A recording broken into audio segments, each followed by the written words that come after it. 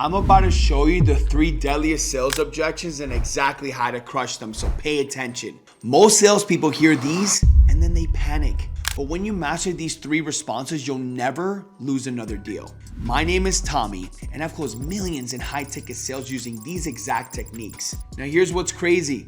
Most people think objections are bad. That's completely wrong, because that's where the sale starts. Here's the first objection that kills most deals before they even start. But when you handle it right, it actually moves the sale forward. Objection number 1, I need to think about it. The smoke screen. When someone says, I need to think about it is not a real objection. Listen, maybe you didn't do your job properly. Maybe you did do your job properly. Maybe there's just some hesitation. But this person isn't looking at you saying, well, hey, Tommy, well, the things that you told me right now, you didn't really build enough confidence or clarity or certainty inside of me to actually say yes to you right now. So I'm going to make it very simple because I don't want confrontation. So I'm just going to tell you, I need to think about it. It's just a smokescreen. You need to ask the right questions to uncover the real objection so then you can handle it. This person wouldn't be on a phone call, on a Zoom, or in front of you if they didn't make the decision that they want something out of the conversation. They've already made a decision. Now it's your job to uncover what it is that you need to say in order for them to make a decision with you. You got to ask the right questions in order to cover the right objection. For I need to think about it. This is how you handle it. So whenever you talk to a customer, you first need to agree with them. Yeah, totally get it that you need to think about it. Yeah, totally fine.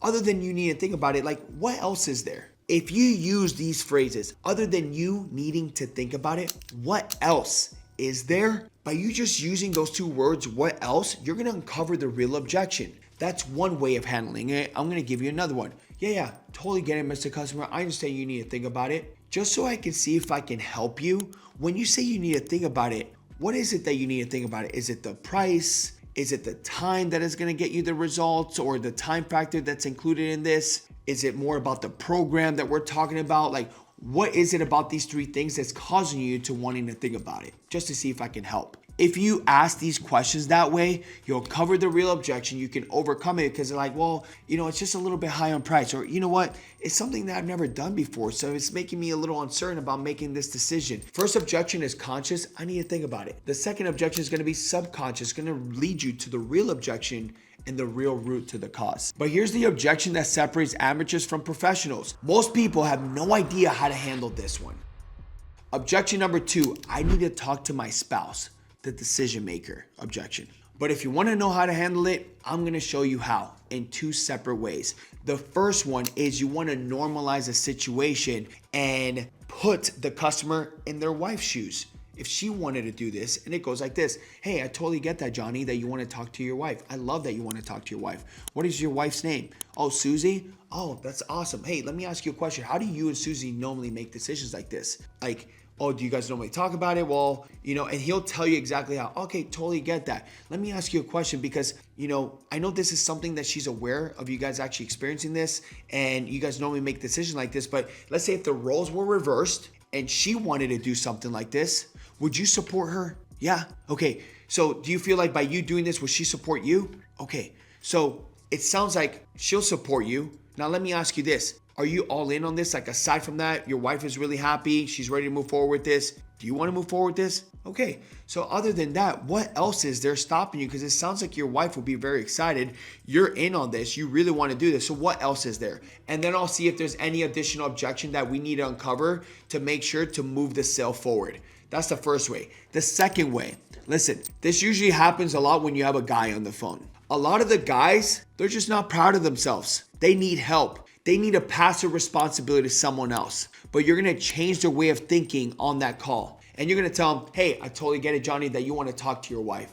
What is your wife's name? Susie? Okay. Hey, Johnny, let me ask you, is Susie aware that you're having this problem? Okay. Now, how long have you been having this problem for? I know you told me for some time, but you didn't give me some specific. Has it been like a year, 6 months? Has it been 2 years? Oh, it's been 2 years. Okay. So let me ask you a question, Johnny. Can I just share a perspective with you real quick? Do you see how this type of thinking, this type of way of making decisions, you're trying to pass on the obligation, the stress over your wife to make a decision with you when you should have made the decision 2 years ago. So Johnny, let me ask you a question. If you made a decision like this 2 years ago, will your life be much different than it is right now? Okay, I know that you wanted to change and you want to grow and you actually want to push the needle forward. Do you feel like we're going to have to make a different decision than we've made in the past? Like passing on the obligation over your wife and you actually making a decision for yourself? Okay, so why don't we do that together now? And I'll hold you accountable to that. Let's make this decision together so that we can change. Are you in? And you just move past that.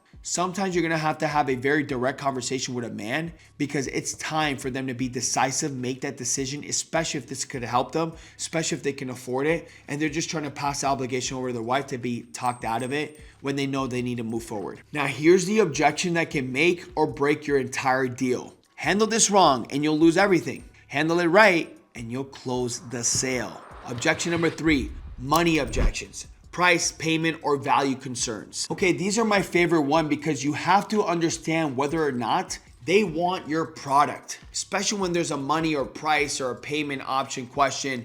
You want to make sure that they're in. Why are they feeling hesitation with wanting to move forward once you drop the price? Because it sounded like they were in before until you dropped the price. So maybe you didn't really build the value. So what I like to do in this scenario is I like to shift it on their side so they can sell me as to why this is the right product for them. So when I ask them, hey, look, the product's gonna be 10 grand. Well, Tommy, that seems a little too expensive. Be like, yeah, I totally get that. Aside from the money, would you do the program? Would you invest in this? Well, yeah, I'll invest in this. Well, why? Just so I know. Why would you do it? Well, I'll do it for this and this and this and this. Now they're selling me as to why. I'm like, okay. And now I just got to future pace them and let them understand. Hey, look, I totally get that. I understand that 10K is a lot of money for you, right? Maybe you haven't done something like this before. I totally understand why you have some hesitation moving forward to. But you just said that you want all these things here. Now you've been here for some time now. You've been coasting for the last couple of years. You want something to change. So let me ask you a question. The person in a year from now that has the life that you want, has the business that you want, the things that you want to do, what would they do right here, right now in order to put themselves in a position? And you can use this in any scenario, whether they're going to be buying a vehicle, whether they are going to be buying a home. The person that has the home in the future that doesn't have any stress, what would they do right here, right now to put themselves in that position? Well, they're going to want to make the decision to buy a home. They're going to want to make the decision to buy into this program to help them in their business. Well, they're going to want to buy a car because then they're not going to have to walk anymore. Like, you can use this in any type of scenario and melt and mold it. You can use it in any scenario for any sales industry. What would they do right here, right now to put themselves in a position? Well, they'll do that. Another way also to overcome this objection is you got to ask them, hey, look, I totally get that. So let me ask you a question. I know you said that this is a lot for you. It is too much money. Are you okay settling with the life that you have right now? Are you okay staying the same? Allow them to think about this. Well, no, I'm not. Okay. So let me ask you a question. Why would you want these things then? If you're not okay settling, like, why are we even on the call right now? Why are we even talking in person right now? Well, because I want to change. What does that mean? What do you mean by that? Which means what?